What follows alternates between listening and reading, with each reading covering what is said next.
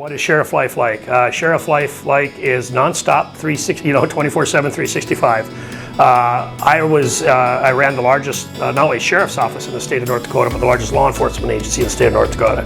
And so we had, my county seat was Fargo, North Dakota. So we're the largest populated area in the state.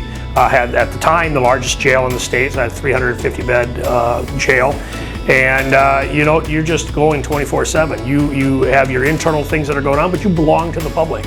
And I embraced the philosophy of my organization being a servant leadership organization. We embraced the philosophy of servant leadership because we belong to the people. And we had to wake up every day and remember who we worked for and who we served. And we were a 24/7 in a full, what they call full service sheriff's office. So we not only had the jail and the courthouse, but we had all the patrol division, narcotics units, detective units, the court transport units, court security units.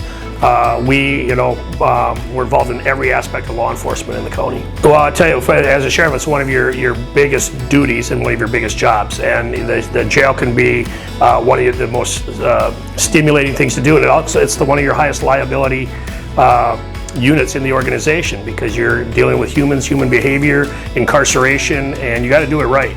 At the time I'd run for office and was elected, I had been a police officer. I was a police lieutenant when I ran. And I had put a lot of people in jail over my career, but I had certainly never run one. But I was smart enough to realize that I was not all that in a box of chocolates, that I needed to surround myself with the right leaders, the right team. And the jail administrator, I kept on from the previous administration, and he taught me a lot. And throughout that, then I developed my own leadership team, and I always made sure that who I put in the corrections environment was just the top of the line leader.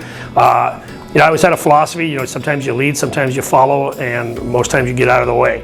And during critical incident and crisis, you're a leader and you step up and you serve your community and hey, get on my shoulder and here we go. A lot of times you follow, and that's what I did. I immersed myself and became a big sponge, and I followed the advice of my leaders that I had put in those positions because they were the experts. They'd worked in corrections for years, and who was I to doubt that? We had a lot of conversations, and they never steered me wrong, and I learned a lot during that tenure, during those 12 years, about how to run a jail, and to the point I got very comfortable and understood the corrections world, and now I very, very, very much appreciate the corrections world. I think a good sheriff, first of all, puts their pride and their ego in their back pocket and doesn't think they are the person that knows everything.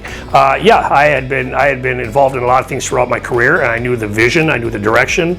I have a leadership philosophy that I follow called Drive the Road philosophy that I kind of invented over the years. It was kind of some of the best that I learned through my Marine Corps time, my police officer time, my educational time, and my operational time. And I just believe that you get on the road and you line the ditches and you make sure everybody knows the direction you're going and where's the ditches. And I try to communicate that to my people. I tried to make sure I followed the very thing that I preach, and I tried to surround myself with the best of the best.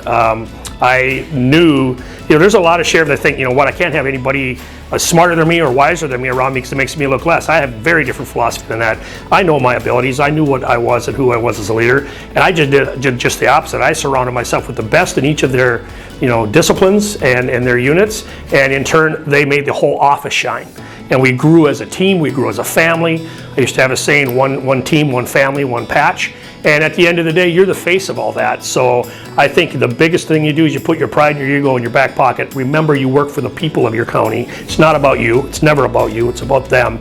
And you go give them the best that you can. And I'm very proud to say when I left, all the awards, all the things that came my way were second to the fact I looked at the leadership team I built. And that's what I was most proud of during my tenure.